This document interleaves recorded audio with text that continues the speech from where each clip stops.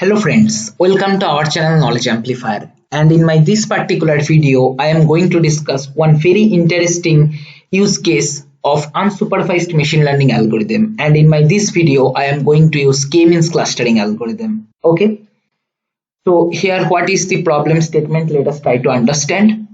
So one particular company main server is hacked, okay, and the IT team, the forensic team has tried to gather some informations after hacking to catch the hackers, okay.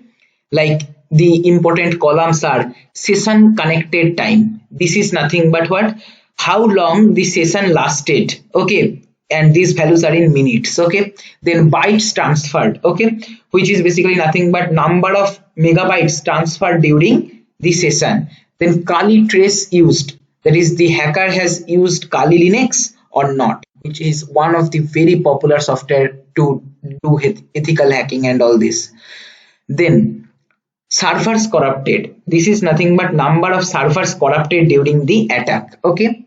Then pages corrupted is nothing but hackers that time tried to access how many pages illegally, that count it is storing, okay. Then location, it is giving us the location of the hackers, okay. And the last one is WPM typing speed, words per minute typing speed. This is one parameter to calculate the typing speed of a person, and this information also our forensic team were able to capture is from the logs or something, okay. Now each row is nothing but information of one particular hacker at a time they have tried to capture, okay. So now the forensic team has came up with this conclusion that there is either two hackers or three hackers present, okay. Now you might think there are different locations, so how is this possible there are two or three hackers? Because obviously if there are two or three hackers and this much different locations present, now this is not possible that one hacker is present at some location, then after some time he or she will move to some other location and do hacking like that. Is it happening? No, actually hackers are using VPN, so location column is actually not at all relevant because actual location cannot be captured if someone is using VPN, right? So this is not going to help us. So the forensic team has came up with this conclusion that either there are two hackers or three hackers, but they are confused, and if they able to sort out this, then it will be very easy for them to capture the hackers, okay. Now we as consultant or data science or machine learning engineer have to help this particular company to conclude how many hackers are present from this data, okay. You can see easily that this data is not at all labeled, okay, and each row is nothing but giving us hacker information, okay. Now the company is providing us one very important fact, and that is the hackers are attacking in a trade-off manner, okay. That means they are trying to hack uniformly. That is, if one hacker is trying to hack 50 pages or 50 servers, that time other hacker will also try to do or attack 50 servers if there are two hackers, okay. Suppose there are 100 servers corrupted and there are two hackers, that means both hacker will try to hack 50-50. If suppose there are three hackers and 100 servers are hacked, then all the hackers will try to hack nearly 33 like that, okay. That is almost they will try to distribute their work and hack, okay. So what we can do, we can simply use k-means clustering algorithm on this data, okay. First we will remove the location column. Obviously we need to apply feature scaling, okay, because k-means required feature scaling, which I have already discussed. And obviously we no need to apply Kali trace used on this column, we no need to apply feature scaling because this is 0 or 1 categorical data, right? So as we have this information that either 2 or 3, whatever number of hackers are present, they have tried to access uniformly or they have tried to hack uniformly. So first we will create one model with k-means with k value 2, and another time we will try to create another model with k-means with value 3, okay. Now this is in each row is individual hacker information, right? So each cluster will be having same hacker information or same kind of data, almost same kind of data whatever captured by the forensic team.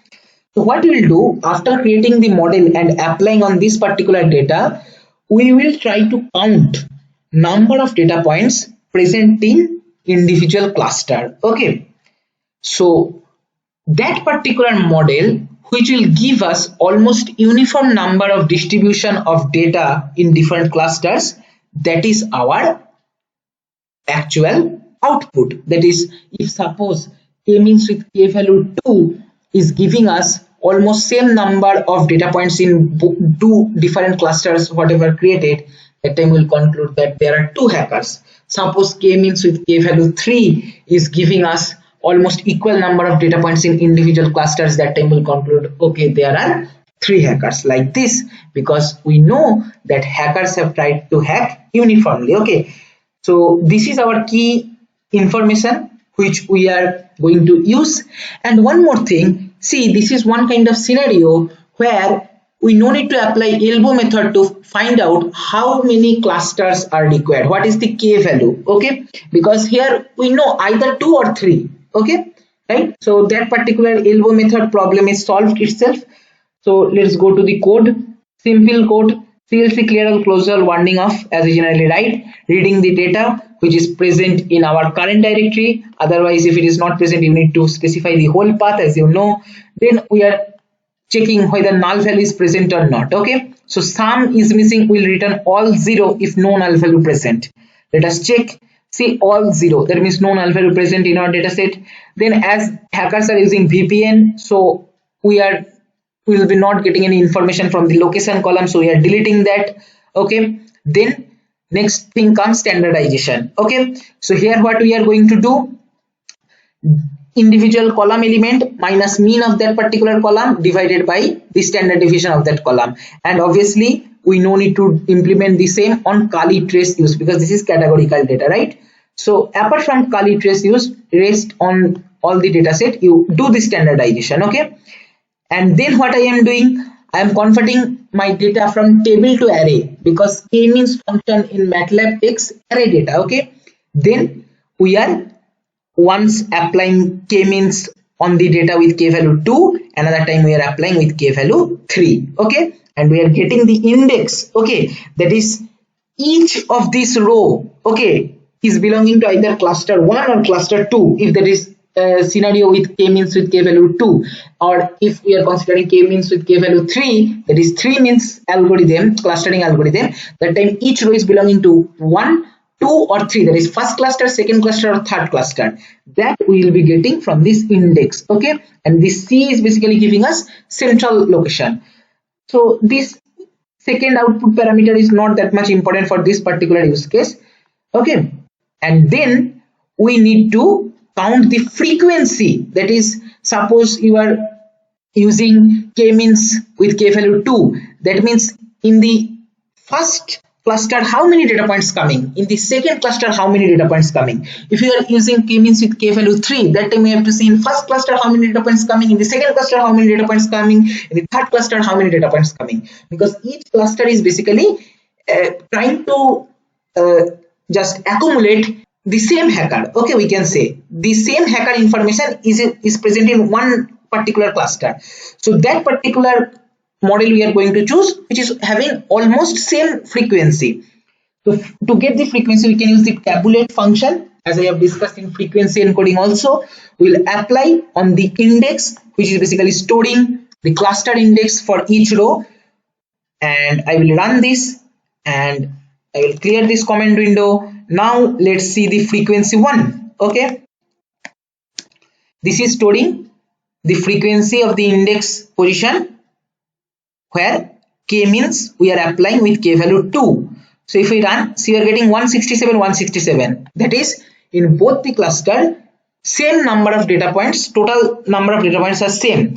That means this is the answer, because forensic team has given us the information that hackers trade-off attack was happening. That means if 100 servers were hacked, and if there are two hackers, then both will try to hack 50-50.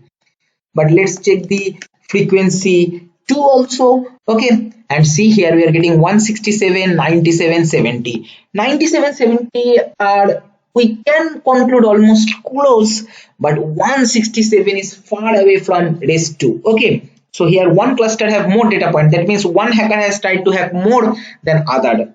So obviously it is not going to happen according to our use case. So conclusion is k means with k value 2 is satisfying our condition. So that means there are two hackers present in that particular hacking event. Okay, so the same code will be posted in the description box or in the comment section, and as well as dataset also. I hope you have understood this particular use case, very important unsupervised machine learning algorithm application scenario. I hope you have enjoyed this. If you find this video helpful, please like, share and comment. Subscribe my channel if you have not subscribed till now, and don't forget to press the bell icon to get the notification of my latest videos. Thank you.